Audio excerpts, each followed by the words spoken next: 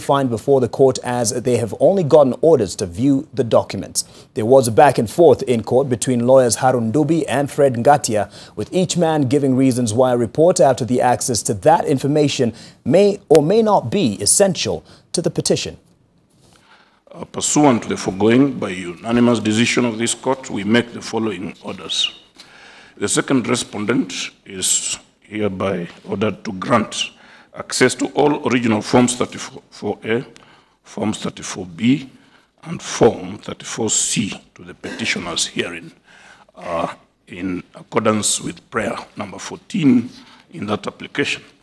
The second respondent is also to avail a certified copy of the voter register to the petitioners at the cost of the latter.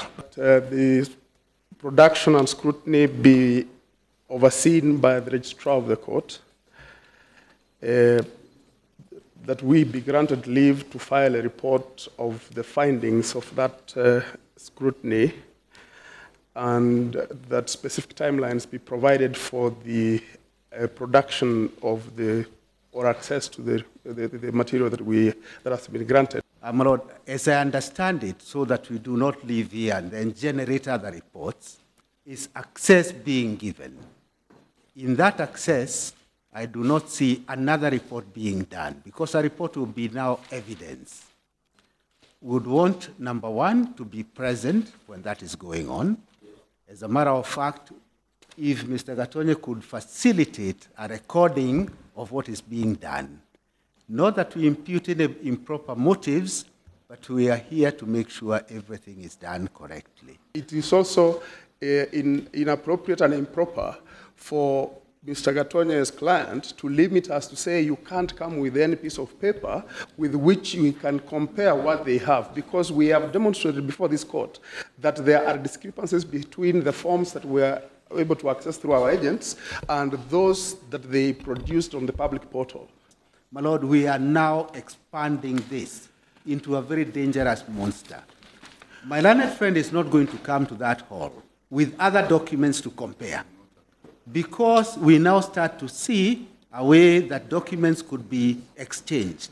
We are going without a single document. What I say of him is what I say about my team. We go without any documents. We go to access with our eyes, with our cameras, and with our everything. My understanding of the prayer by my learned friend is to be given access. Yesterday, my Lord, before, or rather in the course of the argument, you did ask where the documents are, and we confirmed to the court that the documents are within our warehouses in Nairobi. And what I thought my learned friend asked for is access, and we are perfectly willing to give that access. I don't see why the court now should be involved in another exercise that will delay the hearing. What you do with your access is your business. So just go get access, get whatever information you want out of there. Once you are out of the warehouse or whatever the place is called, do with it what you want. The order that has been granted to you is for access. We'll definitely have more of the highlights from the Supreme Court in our later bulletins. Now to the biggest story on the continent. In Zimbabwe's military seized power on Tuesday as political turmoil escalated in the country overnight, raising the question of the fate of the 93-year-old President Robert Mugabe. Mugabe has ruled Zimbabwe for almost 4 decades. However, the military read out a statement after taking over the national broadcaster, saying this was not a military takeover of government and that President Robert Mugabe was safe. Zimbabwe's army denied it had carried out a coup after taking over the state broadcaster, even as military vehicles took to the streets of Harare and prolonged gunfire was heard near the presidential residence. Good morning, Zimbabwe. Major General Sibusi Somoyo read a statement live on state TV saying President Robert Mugabe was safe and his security is guaranteed. We wish to assure the nation that His Excellency, the President of the Republic of Zimbabwe, and Commander-in-Chief of the Zimbabwe Defense Forces, Comrade R.G. Mugabe, and his family are safe and sound and their security is guaranteed.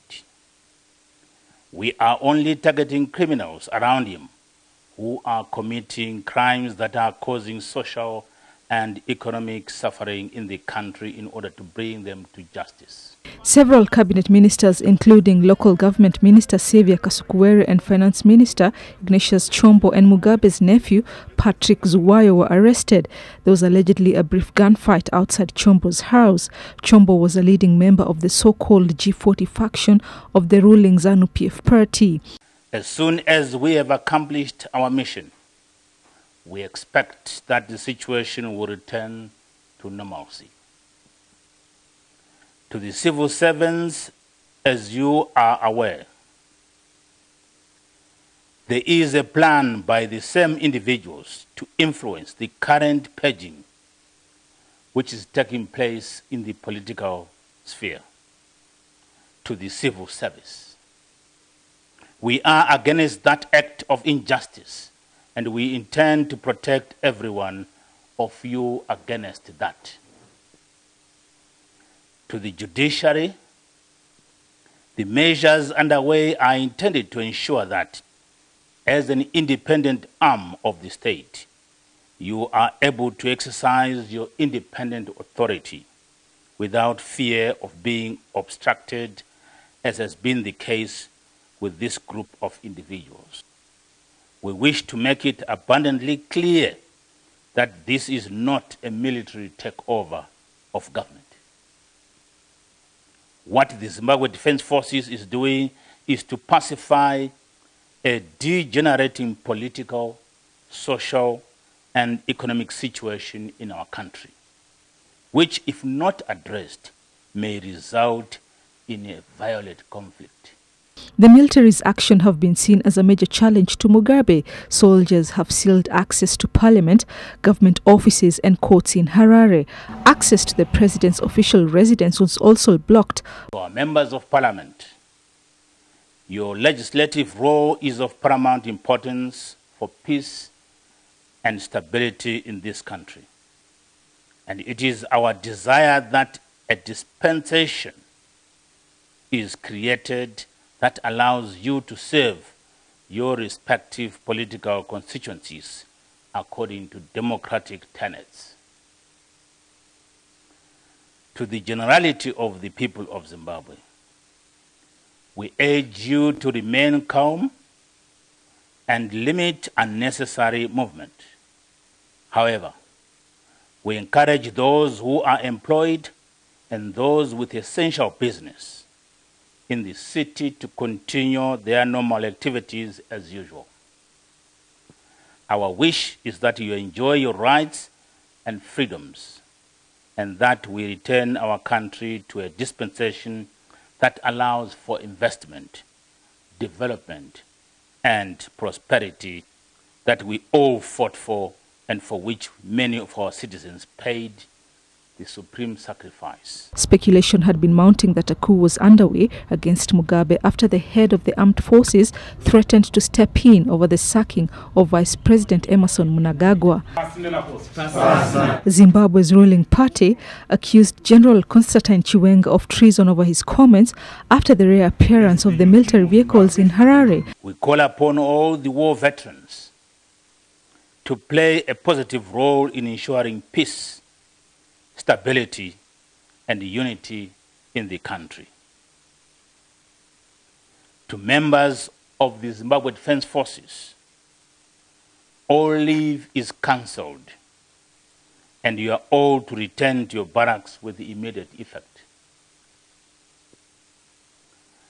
To our respected traditional leaders, you are the custodians of our culture, customs, traditions, and heritage. And we request you to provide leadership and direction to your communities for the sake of unity and development in our country. Mnangagwa had previously been considered most likely to succeed Mugabe if the president stepped down or died in office. His sudden dismissal cleared the way for 93-year-old Mugabe to appoint his wife, Grace, to the position. prompting widespread discontent among formerly loyalist supporters. He fled the country and is thought to be in South Africa. Back home, examination papers for 4 schools in Igembe Central Sub-County found their way to Marsabit County this morning. Some Kenya National Examination Council officials who were present for exam monitoring witnessed the mix-up of the exam cartons before those papers were sent back to Igembe using a helicopter. Opening our container this morning on 15th of November, as usual, at 6 in the morning, with the Deputy County Commissioner, the OCS, and then the officials from National Examination Council also were here on monitoring. We went into the container, picked up the first carton for the day, we checked. Of course, when we open, before we open, we always check on the labels of the content to ensure that it is the carton for the day and the subject for that particular day and for our center. So the carton confirmed to us. It was for 15th, 11th, it was for Marsabit. It is at the DCC's container here in Marsabit. On opening, we realized that the content were not ours. The content were from Igembe Central. And immediately we took the details. And these are from Kwene mixed, from Kamururi mixed, Kabukuro, and Aru.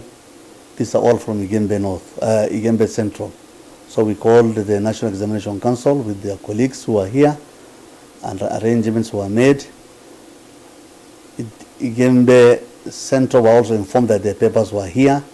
The National Examination Council made the necessary arrangements. The chopper was sent.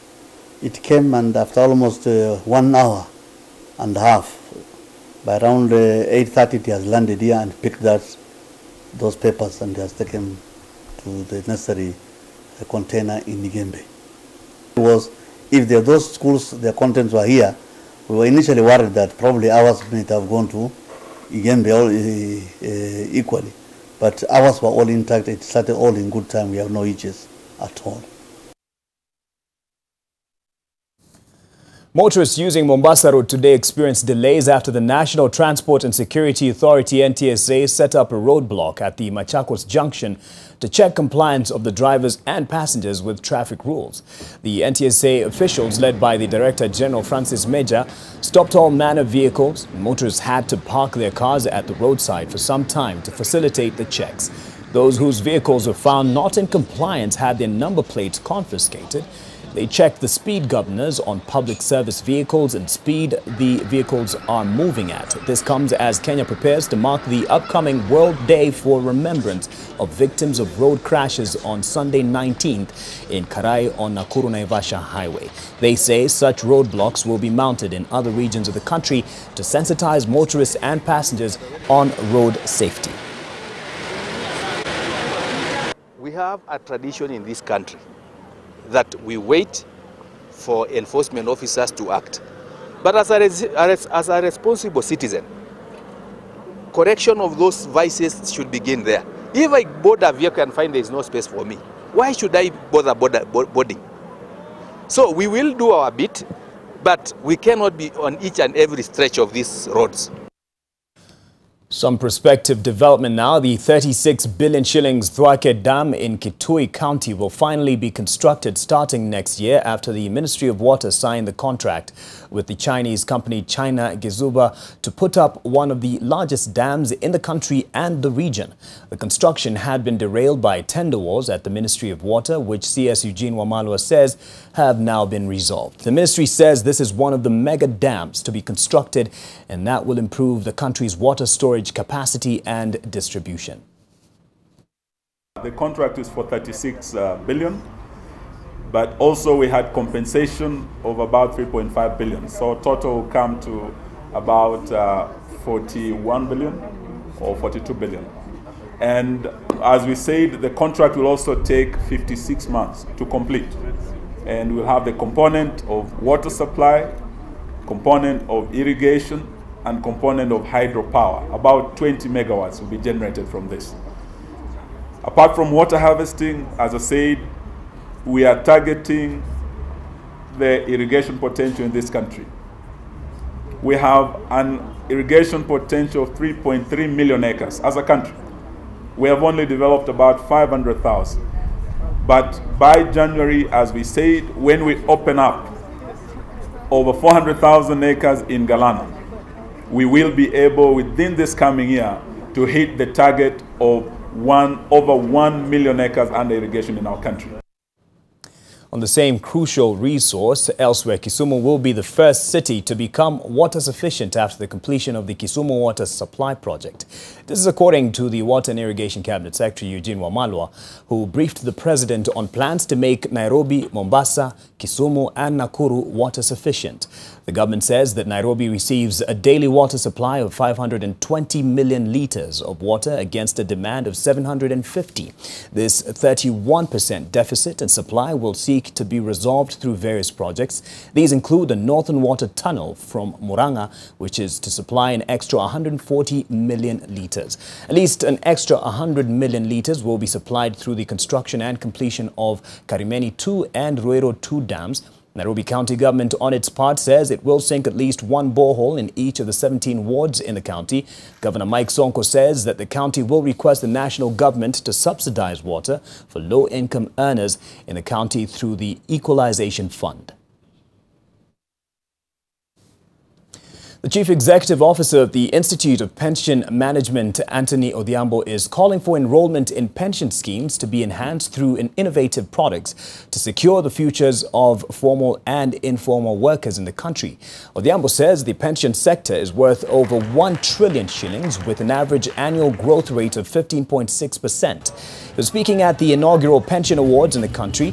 Some of the winners included Standard Chartered Bank, which won the Fund Custodian of the Year. LAP Fund was named the Best Managed Public Sector Scheme. Kengen won the Best Managed Occupational Scheme, as Kenindia won the Approved Issuer of the Year. To build capacity in terms of the pension industry in this country and East Africa, and that is through professional training. Number two is that we have corporate trainings that are ongoing. Isiolo County government has partnered up with UNICEF to provide free water treatment chemicals and storage jerrycans to enable the residents purified drinking water drawn from the contaminated river. The items flagged off to the homes include 2,020 litre jerrycans, 5,000 pieces of bar soaps, 22,000 water treatment chemical sachets, and 1 generator for the borehole and 2 10,000 litre tanks for use by residents of Modogashe Township. Isiolo County Governor Mohammed Kuti thanked the national government and other organizations for their help in alleviating the residents suffering due to severe drought that hit the region. He lauded efforts by UNICEF to nullify the risk of contracting waterborne diseases by offering water treatment chemicals at an opportune time. We are so grateful to these organizations who have brought water treatment chemicals, and the jerrycans, so that the people can fetch the dirty water. They put these chemicals in it, and the chemicals will, number one, kill the germs, number two, purify the water so that you get better quality water. So that's why today we are launching this, and we are very, very grateful for these chemicals to come at this time when the floods are all over. Some advancements here in the U.S. Food and Drug Administration has approved the first digital pill with a sensor that alerts doctors when the patients have taken their medication. The pill can be used by patients with schizophrenia, bipolar disorder and mania. When the pill is swallowed, the tiny sensor in the pill sends a message to a wearable patch, and the patch sends the information to a mobile phone app so patients can track their medication use. Patients can give permission to their doctors and their caretakers to receive the data showing the time and date the pills are ingested.